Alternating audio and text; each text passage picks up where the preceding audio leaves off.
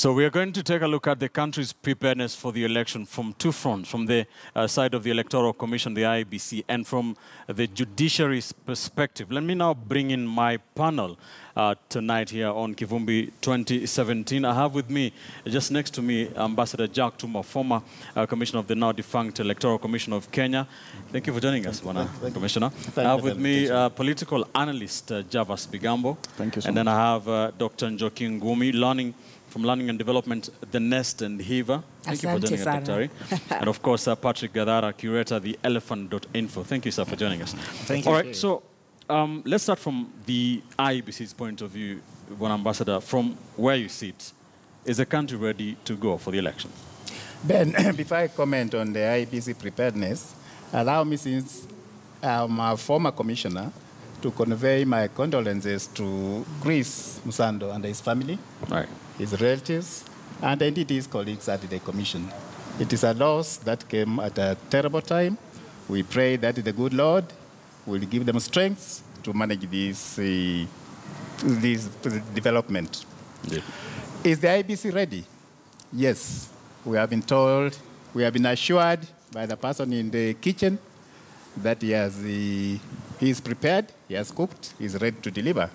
I think looking at most of the things, what was worrying us sometime last week was the presidential ballot papers. That problem was sorted out. What came in lately with the loss of Musando, we have been assured by the chairman again that IEBC is an institution. It has systems, and those systems are working. So I believe that if we as voters, the institutions that assist IEBC, like the agencies like the police, the government, if they can play their part, and we play our part, we should be able to see a free and fair elections. All right. Javas, we have seen today the IEBC carry out that final simulation of the transmission of results. That has come into sharp focus in the last few days, given that Msando, the late Msando, was heading the ICT at the IEBC. Are you satisfied from where you sit that all will be well in terms of the IEBC's ICT infrastructure? Well, as to satisfaction, that invites debate. But giving it a bird's eye view on this whole discussion of preparedness, I do not want to be a captain of speculation and anxiety, in this entire sale. But I have considerable satisfaction to the extent of the preparation on the part of IEBC. If I were to rate the preparation or the preparedness of the IEBC out of a percentage of 100, I would comfortably give it 70% on various grounds, which I know will delve into in a very short while. However, right from the front of the electoral system that's going to be managing this election, I think the IEBC has put its best foot forward to demonstrate to Kenyans that they have a system in place that is foolproof and that the transmission of the results is going to be to the satisfaction of every citizen, every stakeholder. But when you look at other electoral preparedness issues, beyond the provisions of legislation and policy that's there, the concerns raised by various stakeholders, then one would want to hope that in the elections to come, IEBC will even be much more prepared. However, it is an impressive score thus far. Even the preparedness on the continent, when you look at, or when you comparatively analyze how other electoral bodies run the election, IEBC needs our congratulations. All right.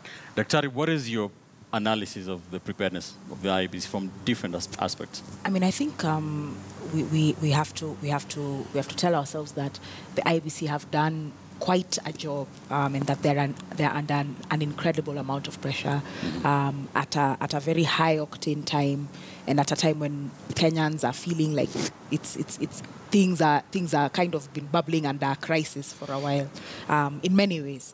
And I think in as far as the commission is concerned, we have to believe that they are doing the best they can. We don't have any if we institute other independent bodies to now come and check on these independent bodies to make sure that they're fine, we're going to have a problem. The thing that I've been hearing more and more is people saying, no, we need international people to come and figure this thing out, and that's the place at which I think we need to draw a line as Kenyans. The sign of a sovereign state is its ability to be able to handle its business. And when we say handle its business, it means in as far as leadership, in as far as governance, in as far as all the mistakes that we make, we need to be certain that we are putting one foot in front of the other as best as we can. If we want international bodies to even comment or get involved in the way in which we run our elections, what are we saying about the way in which we run our country? Are we then saying that we want to cede the leadership of our country to other countries? So my full confidence is in the IEBC, because the thing that they are showing us is that Kenyans, contrary to popular belief, Kenyans can be independent, Kenyans can work in very high-pressure situations without, without being pushed one way or another by very powerful forces. And we are aware that the forces that push the rest of us around are very powerful. All right. Patrick, before you get into the details of this, is it all systems go from where you sit? Well, I don't think we have a choice. The thing is, we've got to trust now. I mean, we're already on the apex. The election is here with us. So I think we have no choice other than to trust that the IBC will deliver it.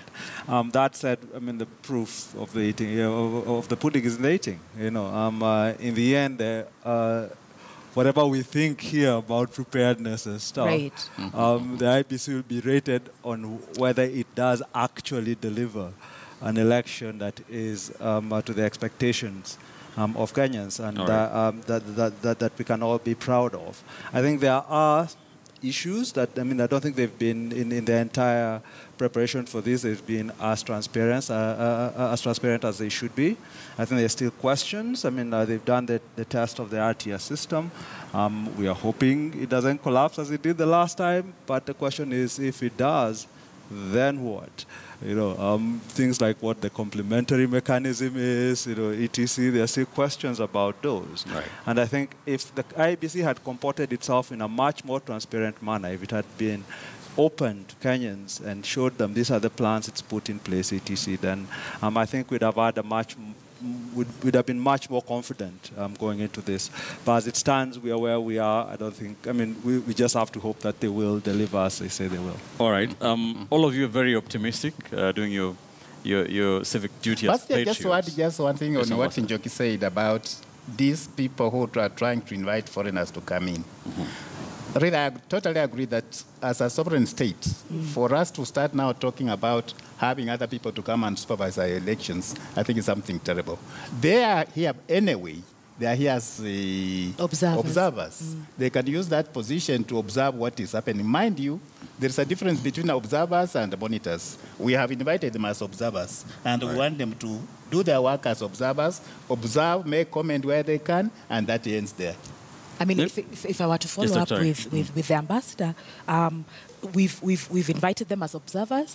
Let us also note that we don't have to go and observe how they do their democracies, and that perhaps in the interests of equitable relationships, maybe we should start thinking about that and not going to learn, but to truly observe and see when people say that democracy is going on in this space, is it true? That's number one. Number two, we also have local observers, of party observers, independent citizens who are interested in doing this observation.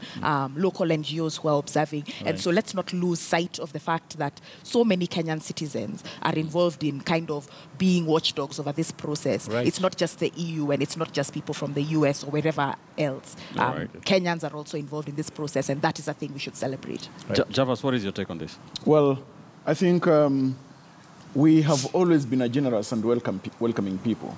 And at a time such as this, we have international community coming in to weigh in by way of observation of this election, much as, of course, we've got our own stake by local participants. However, if I were just to speak specifically to the matter of election observers, if we have to look at the international ones specifically, they're a little bit too late. Because if we have to observe this election and determine as to whether it has been fair, free, transparent, credible, and verifiable, then this observation should have commenced about a year ago. This observation and all these observers should have come to this country even prior to the primaries, because if we were to be true to the preparation of this election and to matters of fairness and credibility, then the punching of holes to the question of credibility does not only point to IEBC alone. It points also to political parties, etc.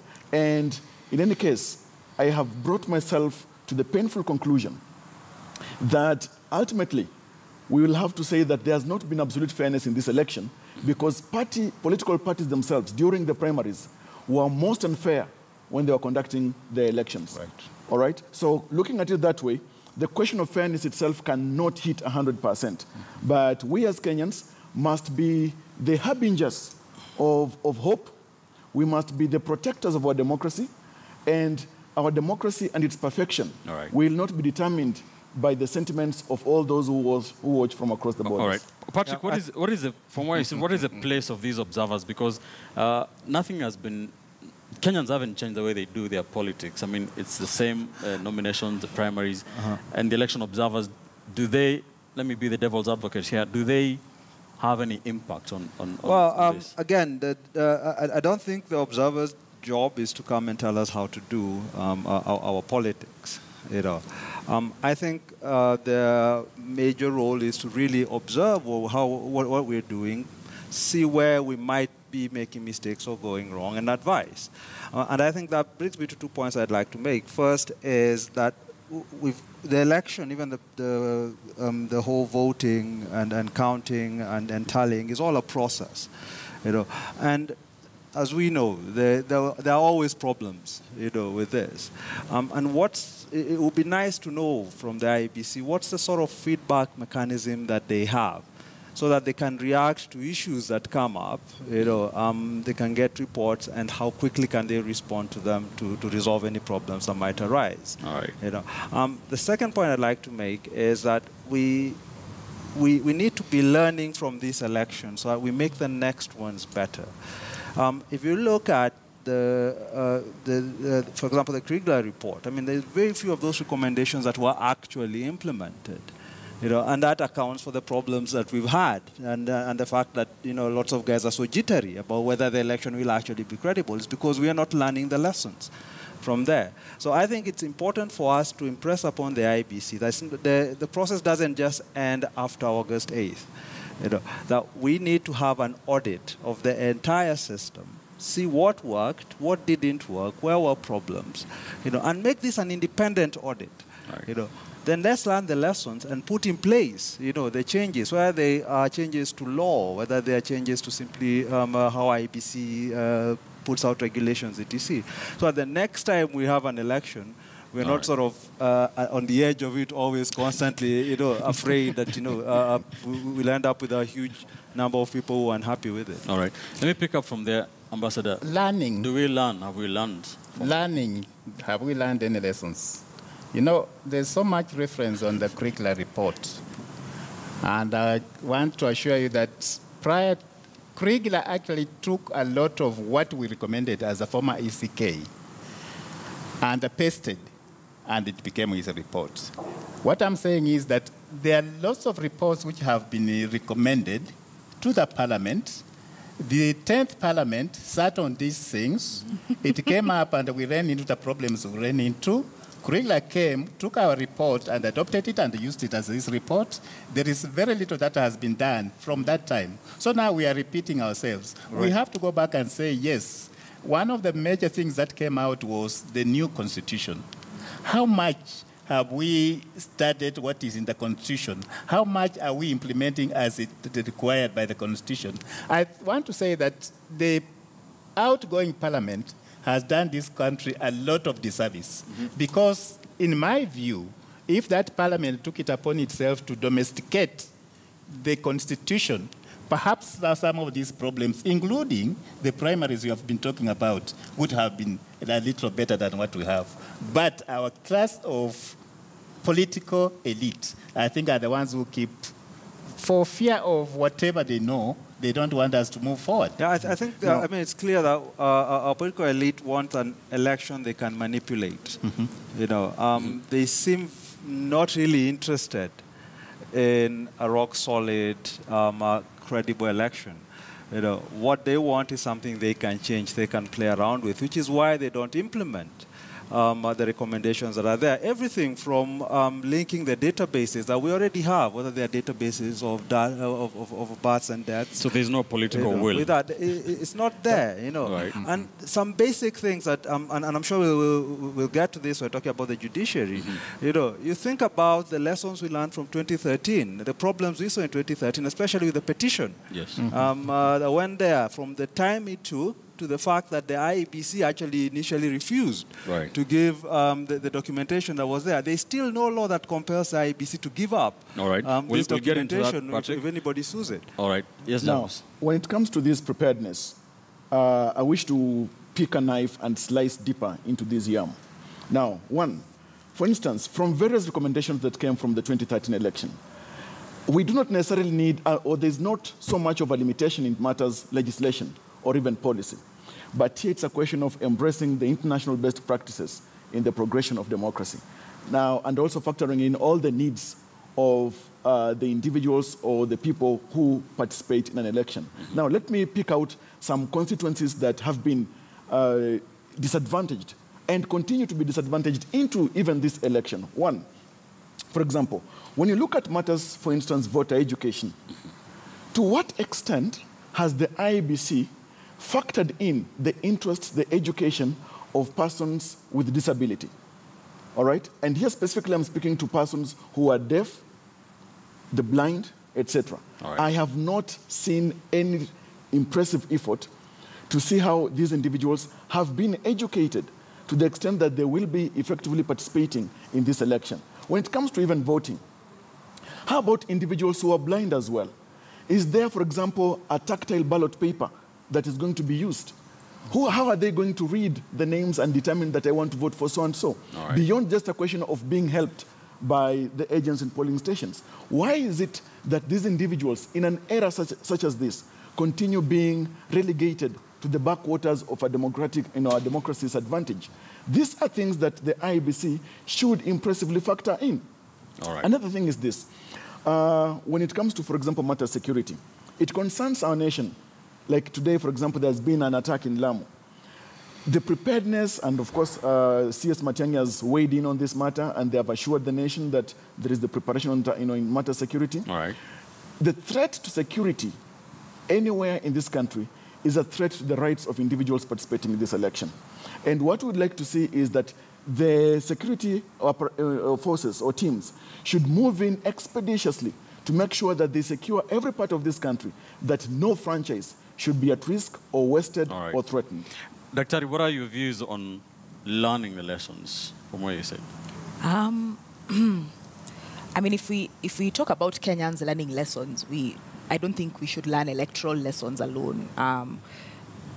We have many lessons to learn from many things that we have not learned, and so assuming that we're going to learn the lessons from an election alone and carry those into a subsequent election, for me, is problematic. I also am wary of the thought that an electoral process is the sole indicator of whether a country is democratic or not. I feel like the true indicator of a democratic nation is the level of participation that its citizens have in the life of belonging to that country. And the belonging to the country means things like, are you at the county level? Because we've devolved. And so we should work like people who have devolved, and like our constitution has said, we have devolved. Do we belong to our county? Do we have contact with the people that represent us at every level, whether we have contact with our senator, our governor, our MPs, our women reps? Do we understand what each and every one of them is supposed to do? Do we know what the difference is between the role of a governor and the role of a deputy governor? Because one of the things that's been of concern for me is the number of running mates that we've seen listed. But none of us know who they are. We all heard about Eliud Mudhiora Kariara when he was debating there for the first time, you know. And so when you cycle back to all of these people who their job is to be somebody's running mate and who you are voting for, by proxy and de facto, because when you vote for this person, you've also voted in the running mate. How come we don't know more about these people? And like those for me are the political indicators of what belonging is. We can even go further into economic ones. We can go into social cultural ones. The ways in which ethnicity plays into the ways we live, not just the ways we vote. That is what it means to be a citizen. And so for us to conflate the whole of citizenship into the exercise of an election, for me, is deeply problematic. It's a problem. All right, you're watching Kivumbi2017. We're taking a quick commercial break.